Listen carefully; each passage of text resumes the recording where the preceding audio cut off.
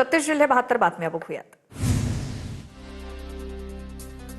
पुण्याच्या इंदापुरात तुकाराम महाराजांच्या पालखीचं दुसरं रिंगण संपन्न। रिंगण सोहळ्याचा वारकऱ्यांनी मोठ्या प्रमाणात आनंद घेतला आणि मोठी गर्दी सुद्धा झाली।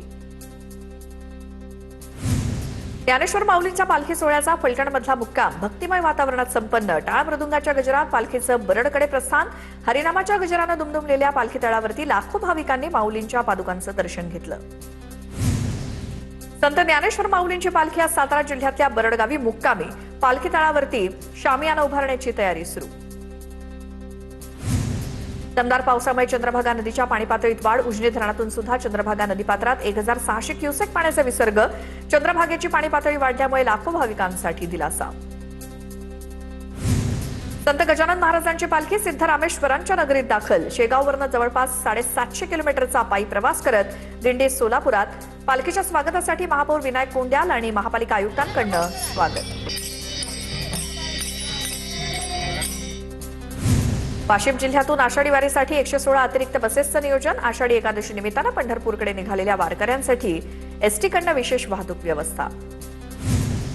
आषाढी यात्रेच्या पार्श्वभूमीवर स्पेरी कॉलेजच्या विद्यार्थ्यांची श्री विठ्ठल मंदिर परिसर, चंद्रभागा किनारा आणि प्रदक्षिणा मार्गावर 2 दिवस स्वच्छता मोहीम। विद्यार्थ्यांनी श्रमदानातून सुमारे 2 टन कचरा संकलित करून परिसर स्वच्छ केला।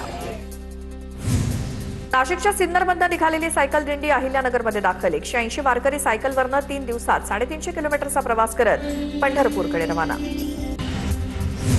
सांगलीच्या वारणा धरण क्षेत्रात मुसळधार पाऊस। पाथरपुंज भागात सर्वाधिक 131 मिलीमीटर पावसाची नोंद। धरण क्षेत्रात आतापर्यंत 943 मिलीमीटर पावसाची नोंद झाल्याची माहिती। सिंधुदुर्ग जिल्ह्याला मुसळधार पावसाला सुरुवात, तर पावसानं दडी मारल्यामुळे चिंतेत असलेल्या शेतकऱ्यांना दिलासा। नद्या आणि पाणलोट क्षेत्रांना नवसंजीवनी मिळण्याची आशा व्यक्त। भंडाऱ्यात मुसळधार पाऊस। हवामान खात्याकडून येलो अलर्ट जारी। नदी नाल्यांच्या काठावरती जाणं टाळा, जिल्हा प्रशासनाचं नागरिकांना आवाहन। भंडारा जिल्ह्यात मुसळधार पाऊस। रस्त्याच्या अर्धवट बांधकामामुळे दुकान गोदामांमध्ये पाणी शिरलं। दुकानात पाणी शिरल्यामुळे व्यावसायिकांचं मोठं नुकसान।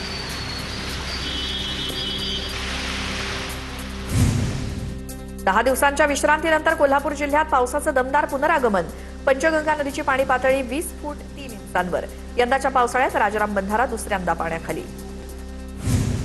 अहिल्यानगर जिल्ह्यातील भंडारदरा पाणलोट क्षेत्रात मान्सून सक्रिय। 100 फुटांवरनं कोसळणारा वसुंधरा धबधबा पर्यटकांसाठी मुख्य आकर्षण ठरतोय।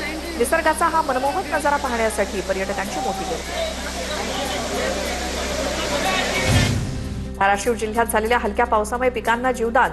पावसामुळे शेतकऱ्यांमध्ये समाधानाचं वातावरण। 8 दिवसांपासून पावसानं दडी मारल्यामुळे पाणी टंचाईचं संकट निर्माण झालं होतं।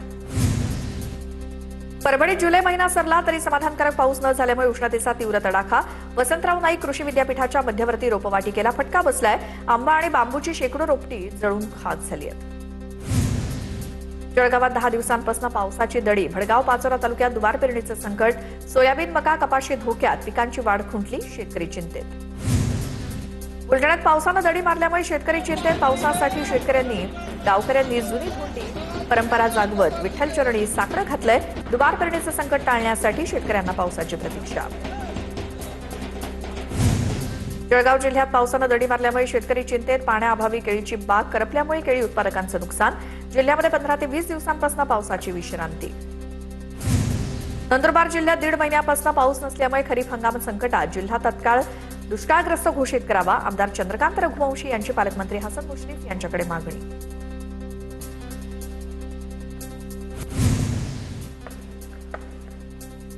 महाबळेश्वर तालुक्यामध्ये अतिवृष्टीमुळे नुकसान झालेल्या भागाची मंत्री मकरंद पाटील यांनी पाहणी केली। मकरंद पाटील यांची नावली गावात भेट, तर खचलेल्या मंदिर परिसराची देखील पाहणी केली। हिंगोलीमध्ये हळदीच्या दरात 4 ते 4.5 हजार रुपयांची वाढ झाल्यामुळे संत नामदेव मार्केट यार्डात हळदीची आवक घटली। हळदीची आवक वाढलेली आहे, तर दर हा 17,500 रुपयांपर्यंत पोहोचल्यामुळे बाजाराबाहेर वाहनांच्या रांगा। नंदुरबारच्या अक्कलकुवामधील देहली धरणातनं 4 वर्षांपासून पाणी वाहून जात असल्याचा आमदार आमशा पाडवींचा आरोप। कालवा नसल्यामुळे वाया जाणारं पाणी शेतकऱ्यांना देण्याची मागणी। सरकारी कांदा खरेदीला शेतकऱ्यांचा अल्प प्रतिसाद। 2 महिन्यात केवळ 36,000 मेट्रिक टन कांदा खरेदी।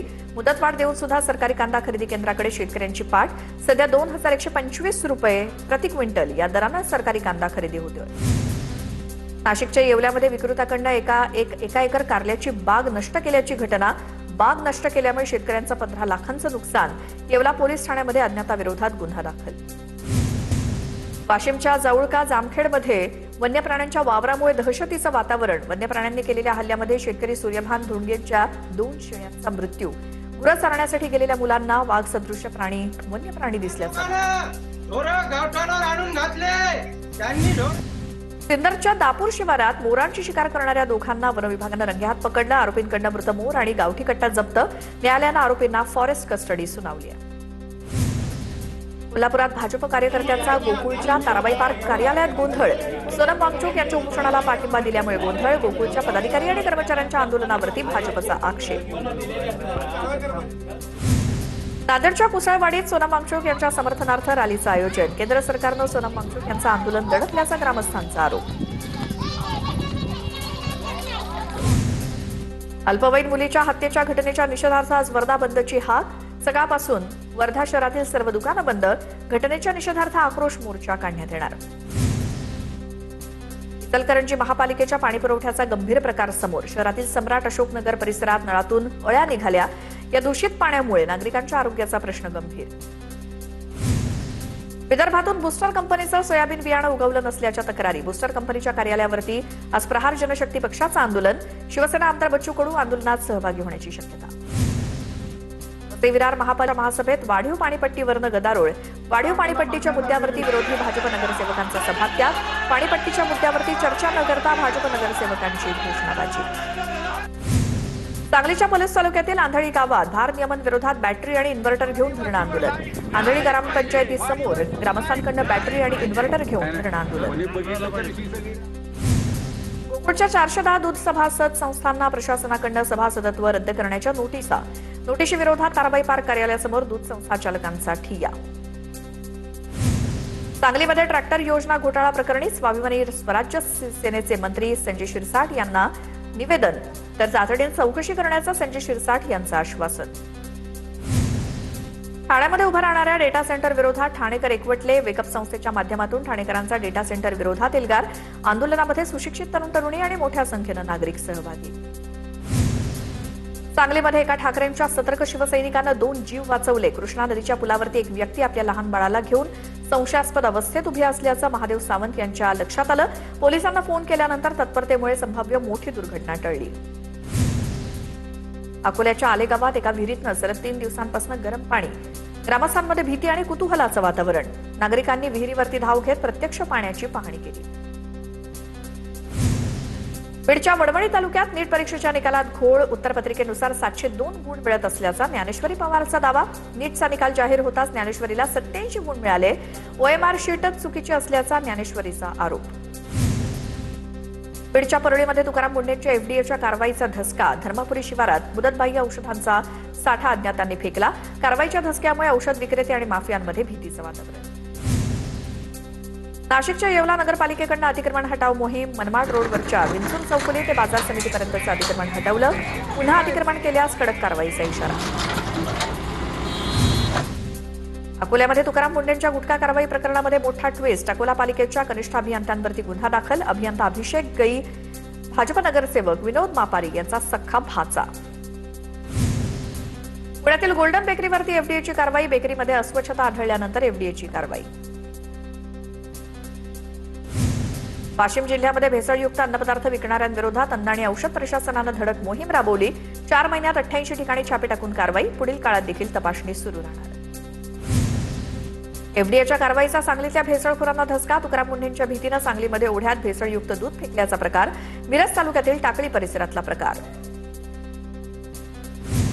रुग्णालयावरच्या एफडीएच्या धडक कारवाईनंतर मुंबई हायकोर्टाचा संताप. एफडीएनं एखाद्या हॉस्पिटलचा परवाना तातडीनं रद्द केल्यास रुग्णांना हातात सलाईन घेऊन बाहेर पडायचं का? हायकोर्टाचा संतप्त सवाल.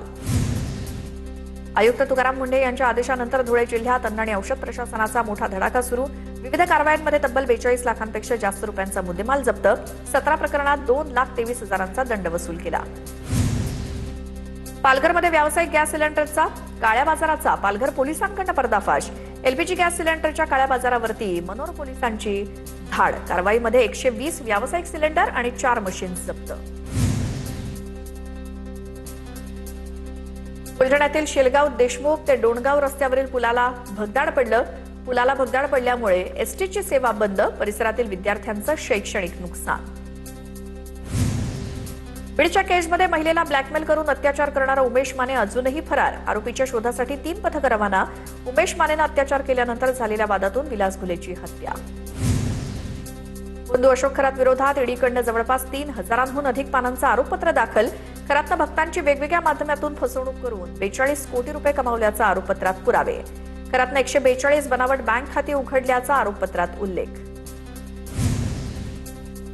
महाराष्ट्र एटीएस तपासात गँगस्टर भट्टीचे धक्कादायक कारनामे उघड.